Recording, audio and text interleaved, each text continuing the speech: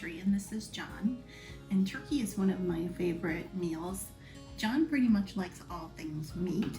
He likes brining and smoking. I do. And I have always just roasted turkeys with pretty much butter and salt and pepper until last year he introduced me to brining. And I was kind of afraid to try it, but it did, and I ended up making the best turkey that I've ever made. So John's going to tell you some things about brining today and how we do it. So what is brining? So brining is basically a majority of a saltwater mixture with some other spices in there, sugar, whatever else you may want to add to it. It's kind of just something that's going to give a little more flavor to your bird or whatever you're brining. So that's why we would brine for flavor, and why else? Moisture. It's going to help tenderize it too. You're going to get a really good bite with that food. Mm-hmm. But flavor and juiciness is going to be the main thing that you want to get out of this. So it's kind of inexpensive, so it's a nice way to go for the compliments of how good it is. Oh yeah, it's pretty much you can do it with whatever you have lying around the house, and you don't really need to buy anything else after that. Okay. What kind of things do we need to keep in mind about brining? Well, like how long are we going to do this? You want to do it for no longer than 24 hours. Mm-hmm. When I do it, I usually just do it overnight. But they say about a half hour per pound of turkey. That's the minimum? Right. Okay. So, like I said, overnight's usually good for what I do. Like 12 to 16 hours is what I've done. Anything about temperature? You want to keep it cold. So if you can put it in a refrigerator or be consistently adding ice to it, or if it's real cold outside in your region, you can just keep it outside. Something covered? Right. You want to keep it covered. Okay. What are we going to need? Well, you're going to need your pot or bucket or cooler, whatever. Clean and sanitized? Yep, whatever you're going to throw your bird in, you're going to need the bird itself. Probably the most important Probably, yeah. item. And then you'll need whatever you want to brine with. You're going to need salt, some kind of sugar. We're using brown sugar.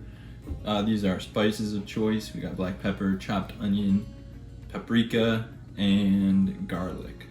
And we're also going to be using Angry Orchards beer and apples, and you can use apple pie wine if you want as well.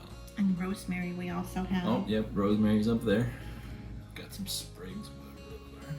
And we have already taken the giblets and the neck out of this turkey. This is a store-bought turkey. So we're going to use a little less salt and sugar in this brine than if you had a fresh turkey that you know hasn't been brined. Typically you're going to want to use about 1 cup of salt and or sugar. I won't say and or. It should be about 1 cup of salt.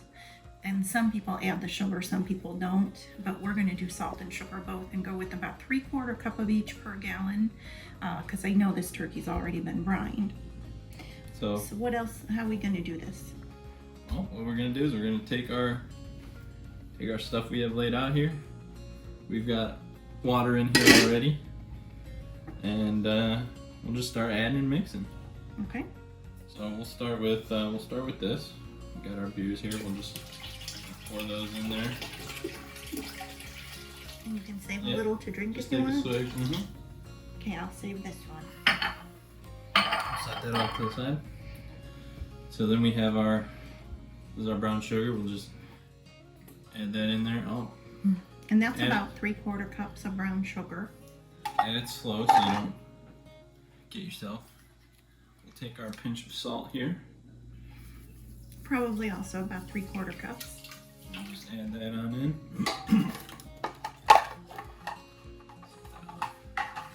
This is our rosemary. Or at least it used to be. Just add that on in. Just sprinkle it on there. Perfect. What do we got here? We got garlic. Okay.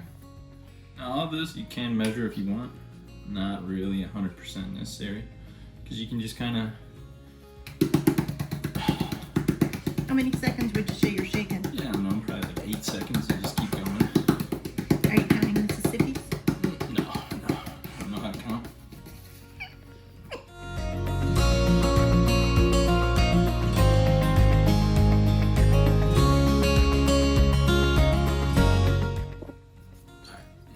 put in our apples, and you want to get close to the water so you don't splash yourself.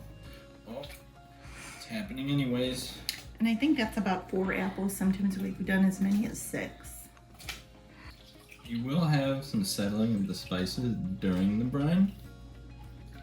So if you're able, not necessary, but if you're able, you can go out and stir maybe once or twice during the brine process. But if you're doing it while you're sleeping, don't sweat it. We ready to get the birdie in there? I think so. Looks like we got some good mixture going. And then we'll just, oh, you got some drippies. It's okay. Just a little happy accident. And then yeah, put it in your brine. You want to make sure this is fully submerged.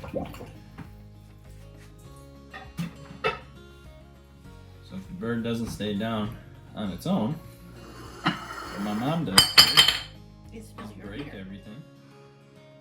And actually the broken hopes and dreams of that beer you were going to drink is enough weight to hold this bird down. So we have these bowls. They're pretty heavy. They do a pretty good job of weighing it down if we need to. And then all we need to do to finish up is we put the cover on and we'll move her to the fridge. And then tomorrow, it's going to get a nice thorough rinsing. It's important to rinse it before you bake it or smoke it or whatever you're going to do. I'm going to roast. Tomorrow we're going to roast it. And the drippings will still end up being pretty salty, but so you may want to use something else for gravy, but it should give a really flavorful turkey. It's going to be great. I'm excited to eat it. Hope you enjoy your Thanksgiving turkey or your July 10th turkey. You know, whenever you make it, it doesn't matter. Right, because turkey's good anytime. Just enjoy it with family and friends.